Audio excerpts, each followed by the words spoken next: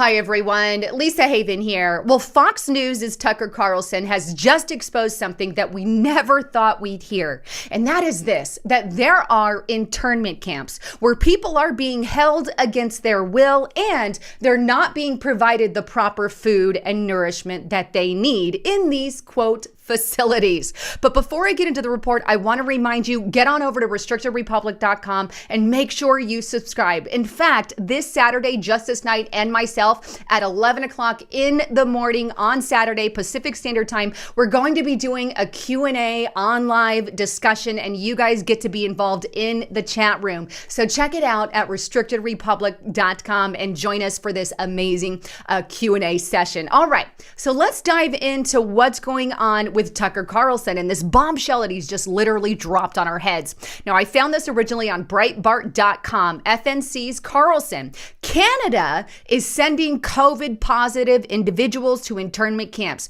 You think that can't happen in America? Basically, guess again, because it's happening to Canada, a free country, if you will. And that's why I think we need to pay attention to this, because just because it's in Canada now doesn't mean it can't hit the United States of America. But take a listen to what Tucker Carlson says in this first clip.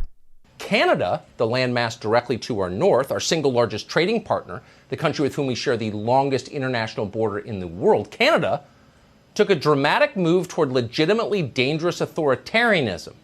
In Canada, yes. Here's just one measure of it. On Monday, the country's Prime Minister, Justin Trudeau, outlined his government's new corona regulations. Canadians hoping to return to their country must be tested before and after takeoff, he said. Quote, if your test results come back positive, you'll need to immediately quarantine in designated government facilities. This is not optional. Designated government facilities. Now, when this happens in other countries, and it does, we call those facilities internment camps. But because this is Canada we're talking about, a place we assume is passive and polite and Anglo to the point of parody, no one thinks to use that term. In fact, no one thinks about it at all. All right. So there you have it. First of all, he makes it very clear that if you test positive, then you're forced into these camps. It's not optional. Words directly from Justin Trudeau there. What you're going to see towards the end of this video is the mainstream media saying it's voluntary. But Tucker Carlson makes a very huge point there, and that is this, that they're not calling these centers internment camps. Instead, they're hotels and quarantine hotels. Had it been any other country, it would have gone by a completely different name entirely. And here's some of the breakdown on the airline travel. And this is on Canada's own site. You could say Government of Canada, COVID-19 mandatory hotel sleepover. And you could see down here the air travel requirements. Travelers must still provide proof of a negative COVID test taken up to 72 hours before scheduled departure. And keep in mind, that's already happening here. If you want to travel to Mexico or you want to travel internationally and come back into the U.S., you already need that. As of February 21st, 2021, travelers are, unless they're exempt, will also be required to reserve a government authorized hotel for 3 nights. That would be your internment camp, if you will. Take a COVID-19 test and stay in the authorized hotel while awaiting results and pay for it. Which, as you're also going to see, these hotels have like an up to a $2,000 price tag. That's some pretty heavy money. But let's go back to Tucker Carlson and see what else he has to say about this. Take a listen. But not anymore. Suddenly, Canada is a flagrant violator of the most basic human rights. Fail a COVID test and they will lock you up without trial and go ahead and try to disobey. According to the Canadian government, anyone who attempts to avoid these rules, detention in a government internment facility, for example, could face a $1 million fine and 3 years in prison. Yeah, you heard that right. $1 million fine and 3 years in prison. Where did he get that information from? Well, let me take you where he got that information on. This is the Government of Canada's website, and it's under mandatory quarantine or isolation. And take a look. If you scroll down a little bit, here's the penalties, right? Violating any instructions provided to you when you enter Canada is an offense under the Quarantine Act and could lead to up to 6 months in prison or a $750,000 fine. Who can afford that? But then it goes on, if you break your mandatory quarantine or isolation requirements and you cause death or serious bodily harm to another person, you could face up to $1 million or 3 years in prison, or get this, both. I guess Carlson didn't mention that part, but you could have both. And this isn't a conspiracy theory.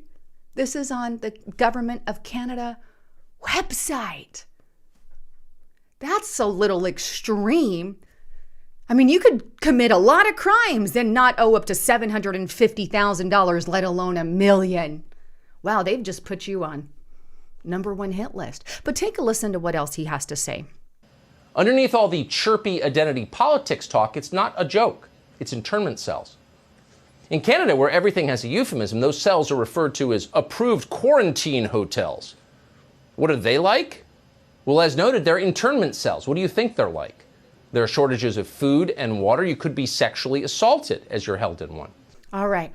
So he makes it very clear that it's not necessarily good inside these facilities. Never mind the fact that you had to dish out $2,000 just to stay there. Let me show you this right here. Travelers have been complaining, and this is on Yahoo News, published March 2nd. Travelers are complaining about food and organization at the Canada quarantine hotels. Also, according to Tucker Carlson, internment cells, if you will, which he makes very clear in this particular video, or internment camps, however the label you give that. And also this article here on dailymail.co.uk. It was like jail. Travelers are revolting inside Justin Trudeau's quarantine hotel. Had it been in any other country, again, it would have been called internment camp or internment cell, right? But I digress. After complaints of sexual assault and no food, right, and squalid conditions, and they have to pay $2,000 for that privilege. Travelers have to quarantine for 3 days in a hotel while they await their COVID test. Guests have complained about not receiving food or water. And keep in mind, they're forking out $1,000. And one woman says she was already sexually assaulted in the room because it had no lock on the door. Wait, what?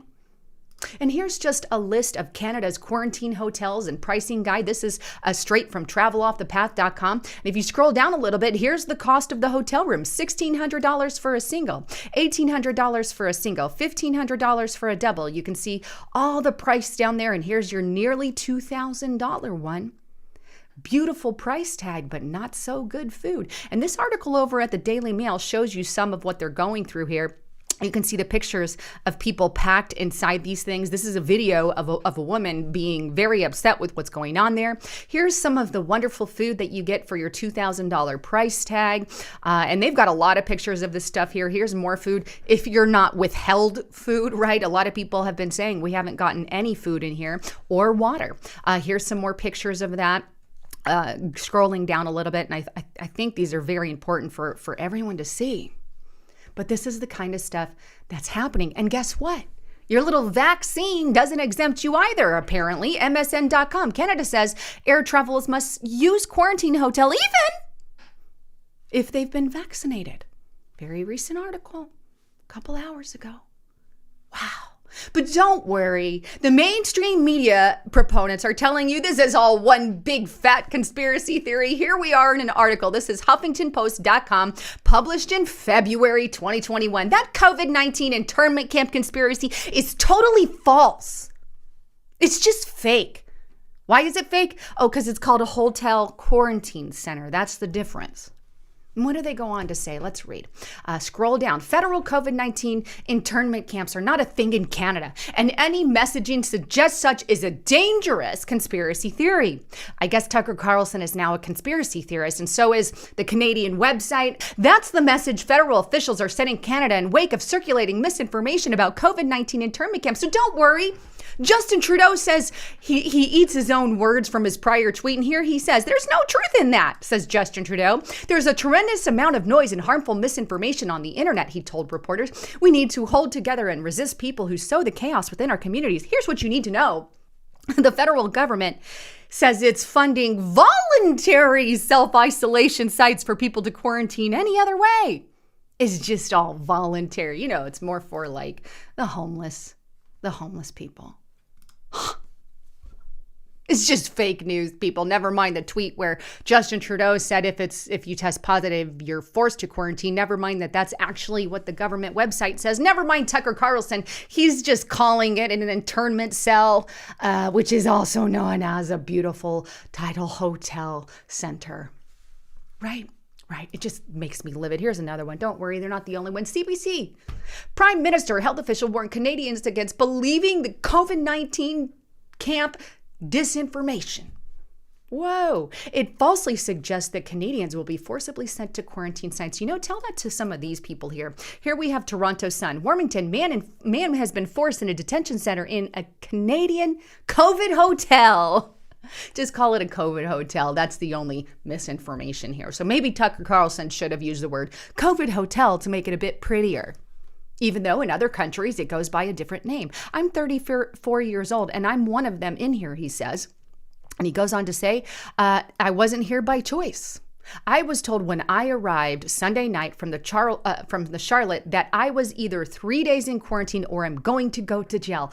Oh, like the website says, you can have up to a $750,000 fine and serve jail time if you don't fill in the blank.